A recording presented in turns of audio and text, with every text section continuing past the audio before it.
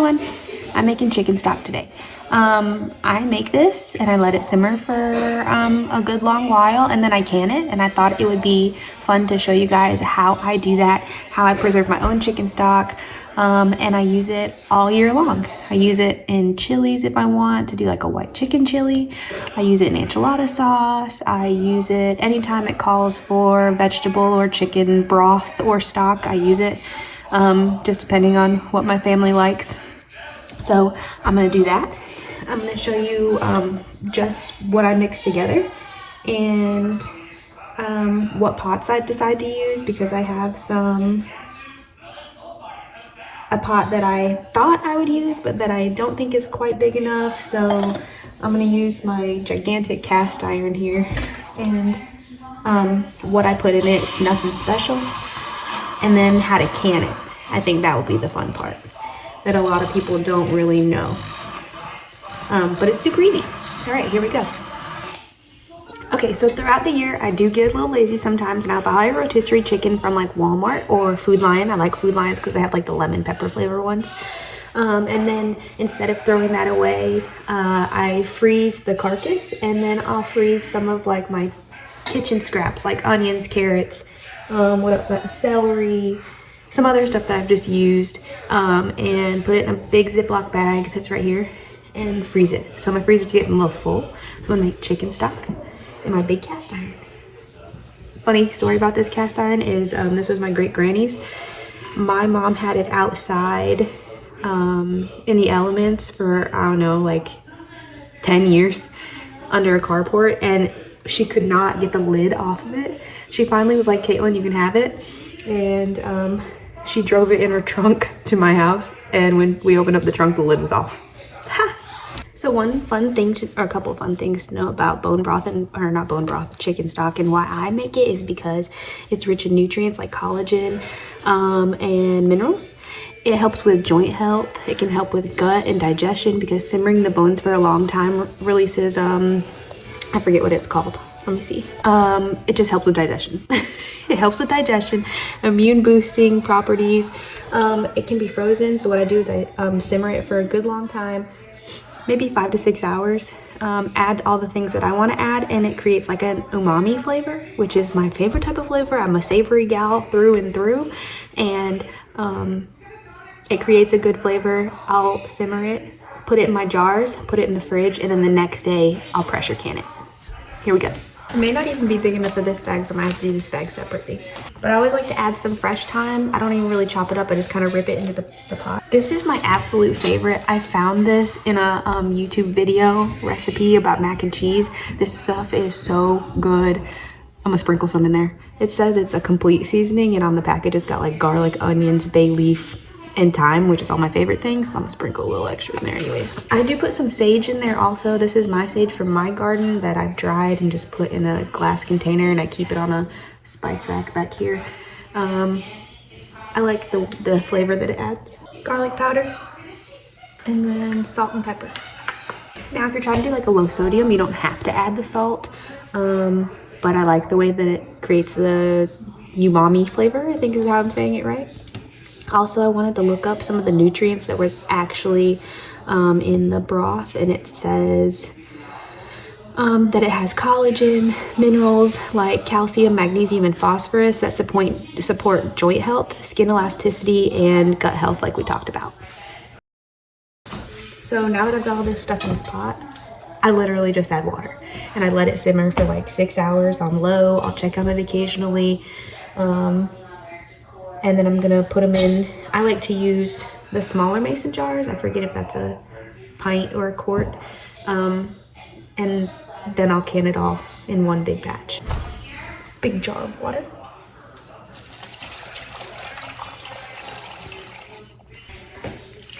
So if I don't have any vegetable scraps to go in my broth, I will add just like fresh stuff, especially, or like I'll plan it out where I'll make like carrots earlier in the week and then make sure to save the tops and stuff, and or I'll cut up like a fresh onion, just put the whole thing in there, depending on how I want the flavor. So I just thought I'd show you. This is the chicken stock that I canned last year. It does separate because I set it on a shelf in my laundry room. I've got big shelves in there I put all my canned goods on, but it does start to separate. You just give it a good shake beforehand and all the goodies get nice and combined. I'm gonna add this little baby clove of garlic. I grew this in my garden and he's just too small to kind of do anything with, or like getting the cloves little paper off is so difficult for me. So I'm just gonna smash this bad boy and toss him in. This is my little in-house compost bin. I put all my vegetable scraps in here that I don't like add to my my stock, coffee grounds and stuff, and then I take this out like after I'm done making dinner and dump it in my compost bin. All right, and then I will strain this. I've got a pretty decent strainer just to get like all the tiny bits and pieces, the herbs that I don't really want floating around, or that I may not want in another dish, so I don't want it in my jar when I can. All right, so we got the broth simmering. He's on low, and I thought I would just talk about, again, recap. The reason that I make this chicken stock is to have it on hand. I like to make my own stuff because the powder that I buy from the store is really high in sodium. So like I said, you don't have to add salt. You can add a little less salt. Got more control. It's got a better flavor, better nutrients, better for your gut health. It's really great. And here's a little clip of my canning storage. All right, so just ignore my dirty laundry room. It's got some clothes because we live here. But here we go. Got my eggs up there. I've got some candles that I've been working on. Just what I've got left over from the summer of last year. Lavender. Those are my peppers fermenting for my hot sauce. And some laundry soap that I made. All right, so what I do is I get some regular mouth pint jars and I put them in the dishwasher, or whatever size I want. Put them in a dishwasher the night before, get them nice and clean. You are supposed to sterilize your jars. So I do that on the stove the day of, and that will be coming soon. So I get my pint jars. Last year I used wide mouth 32 ounce jars. I found that it's just like too much when it comes to a recipe. The pint jars should be perfect size, regular mouth, because they're 16 ounces, so 2 cups, and that's usually what a recipe calls for, or about the amount of liquid. Plus, the good thing about the stock is that it's concentrated, so I found that I can add water to it, and it tastes just as good. Adds just as much flavor to my recipe. Okay, here's just a peek of the broth. Looks a little crazy, but it's gonna be delicious. So I do have my jars. I haven't loaded these into the dishwasher yet, but I plan to do that. These are my little pint jars. They're about 16 ounces. They're perfect for recipes. So what I'll do, put these in the dishwasher. They'll come out clean because they've been stored in my shed, or you can hand wash them.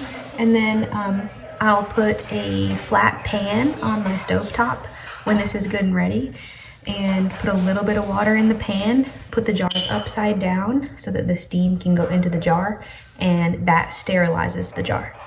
These jars are not sterile when they come out of the dishwasher. Okay, here's just a few other things that I just thought of that you might need to pressure can these things. So the jars, the lids, and the rims. This is a little stick with a magnet on the bottom because, just like I said, I sterilize my jars. I also throw my lids in there to sterilize. And this helps me pick up the lid without, let me show you, without sticking my finger in boiling water. My mom uses a fork, but I think this is so much easier.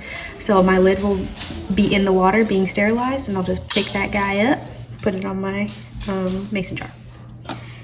This I use to pick up the top of my jars when I'm taking them out of the pressure canner, so that I don't burn my hands. You got your funnel. And I also grabbed rims, and then fresh, never used lids. So sometimes I've heard people reuse these lids because there's a rubber band around.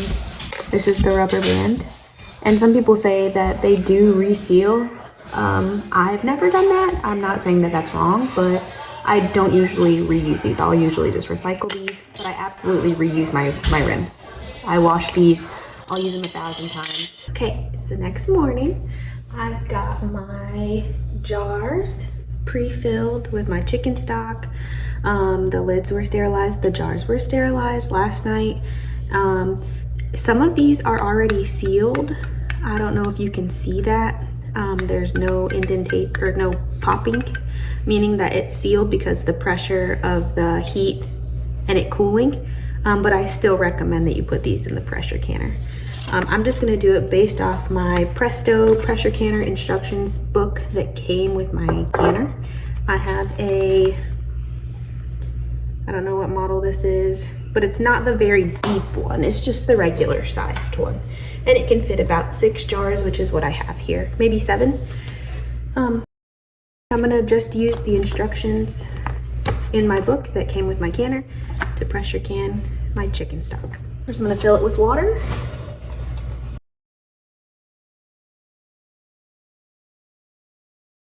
Got a little rack that comes in the bottom, and I always put 1 jar in my canner because I fill it like right to the edge so that they're not like completely submerged, or you can submerge right over. It's always important too to let your jars cool, and then if you put them in the fridge overnight, to let them like come to room temperature, or else you could risk cracking the glass. Okay, I've got it on my biggest burner filled with water. There's 1 can, and I put cold water in here. All of my lids are finger tight. Okay, and so the pressure canner instructions, it stocks is on page 73. It recommends that you close it tightly, cover it with water, make sure you have your 15 pounds of pressure. So these actually separate. This is 5, 10, 15 pounds of pressure. And you sit it on your top. Now what we're looking for is for this to jiggle like that really consistently. So when you turn on your burner, it's not going to be like 10 minutes from now. It's 10 minutes from when this gets a consistent jiggle to it. It's very loud and annoying, so I make sure that I go outside and do something, or we have a little bit bigger house now. I'm curious to see how loud it is, but in our smaller house, everyone would leave the kitchen and then complain that they could hear it in the living room. So just so you know, it might be a little noisy. But I turn my burner on, wait for it to heat up, it'll start to get warm, and then you'll get a consistent rocking. When your rocking starts, that's when you start your 15 minutes. This may recommend, like at different altitudes, it does recommend using different pounds of pressure, but it's usually always 5, 10, or 15. It's just a certain amount of minutes on the inside. The reason that this has to be pressure canned, it's because it's not too acidic, so things could grow in the jar if you don't can it with pressure. Tomatoes and salsas you can can with just a water bath. It's super simple. You just boil it until it's a rolling boil, and then you'll take it out and let them seal on the counter. These things that are not too acidic or too vinegary require pressure canning. All right, guys, that's it. Stock is super simple. Don't throw this thing away. It tells you everything you need to know. A simple Google search would do the same thing. Boiled my stock in my stock pot previously. Let that boil and simmer for 6 hours or so. Sterilized my jars, rims, and lids. Filled my jars.